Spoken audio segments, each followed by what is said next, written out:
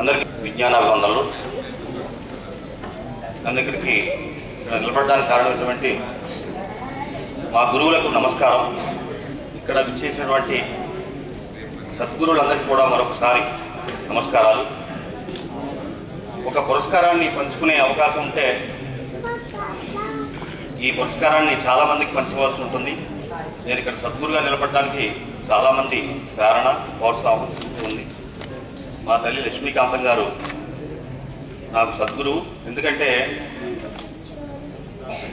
ఆవిడ చదువుకోలేదు, ఉన్నారు ఇక్కడ, ఆవిడ చనిపోయారండి. ఆమె టీచర్ కాదు, చదువుకోలేదు. ముఖ్యంగా నేను ఫెయిల్యూర్ స్టూడెంట్ అండి. మొట్టమొదట 10th క్లాస్ వరకు అట్లా నడుచుకుంటూ ఏదో జరుపుకుంటున్న క్రమంలో శ్రీహరి మాస్టారు నన్ను విద్యని ఒక నిర్వచనాన్ని చెప్తూ ఆయన రామకృష్ణ పరమహంస పుస్తకాలు రామకృష్ణ ప్రభని నాకు ఆయనే డబ్బులతో కొనిపించి నాకు చదివించారు. శ్రీహరి మాస్టర్ అని బ్రహ్మచారి మాస్టర్ అనేవారు. ఆయన నాకు ఒక గురువు. మీరందరికీ కూడా ఈ పంచవలసినటువంటి అవసరం ఉంటుంది. ఎందుకంటే నేను ఆనాడే చదువు మానుకున్నట్లయితే ఇక్కడ వచ్చేవాడిని కాదు. అందుకే చదువులో వెనకబడిన పిల్లలంటే నాకు అమితమైన ప్రేమ. వారికి ఏదైనా చేయాలనేటువంటి తపన ఈ రోజు వరకు నన్ను నడిపిస్తోంది. ముఖ్యంగా నేను 96లో టీచర్గా వచ్చిన తర్వాత నాలో ఉన్న ఏదో టాలెంట్ చూసి డిఎన్ మూర్తి గారు ఎస్ఎస్ఏ వారు నన్ను బాల్యానికి భరోసా, బాల్యం బడిలోని లాంటి కార్యక్రమాలకి, డాక్యుమెంటరీలకి, పాటల రచనలకి తీసుకువెళ్తూ బాల సాహిత్యం రచన కూడా స్టేట్ లెవెల్లో నన్ను పంపించడానికి కూడా ఆయన నాకు ఎంతగానో తోడ్పడి కృషి చేశారు. ఆయన సహకారం మరవలేనిది. నాకు సద్గురువుల్లో రమాకాంత్ అగ్నిహోత్రి గారు అంటే టెక్స్ట్ బుక్స్ని అంతర్జాతీయంగా విద్యావేత్త, భాషావేత్త. వారి సమక్షంలో అనేక శిక్షణలు పొందాను. అందులో కొన్ని కళలు కొన్ని మెళ్ళకు వచ్చినటువంటి వీరభద్రుడి గారు కూడా మాకు అప్పటి ఒక గురువే. ఆయన చాలా శిక్షణ కార్యక్రమాల్లో ఉపేంద్ర రెడ్డి గారు వారందరి సమక్షంలో ఆయన శిక్షణ నిర్మించి కూడా నేను శిక్షణ తీసుకోవడం జరిగింది. బాల సాహిత్యం తర్వాత టెక్స్ట్ బుక్ రైటర్గా కూడా నన్ను అక్కడ ప్రమోట్ చేశారు. ఎస్సీఆర్టీ రాసినటువంటి 1, 2, 3 తరగతులు తెలుగు టెక్స్ట్ బుక్స్ రచయితగా కూడా నాకు వెళ్ళటం జరిగింది. ఇవన్నీ ఒక ఎత్తు అయితే నా తరగతి గది ముఖ్యంగా పిల్లల గెలుపు వైపే నాకు గెలుపు అనే లక్ష్యంతో మా ఎంఈ గారు కూడా నాకు ఎంతో చక్కని వాతావరణం కల్పిస్తూ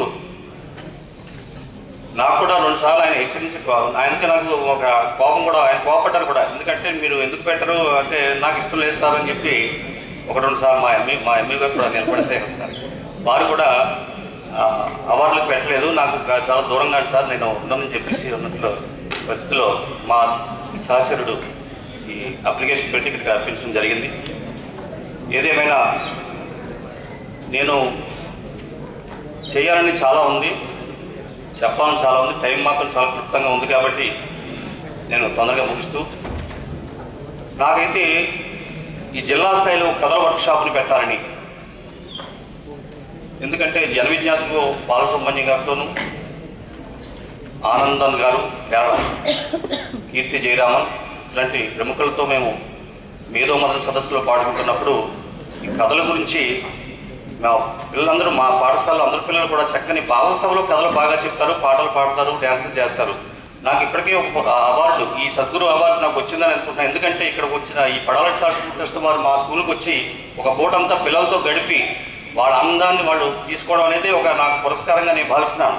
కావునంటే వాళ్ళ పిల్లల యొక్క ఆనందాన్ని, కేరింతల్ని ఎవరైతే ఆస్వాదిస్తారో వారు నిజంగా నాకు గొప్ప అవార్డు ఇచ్చినట్టుగా నేను భావిస్తాను. అటువంటి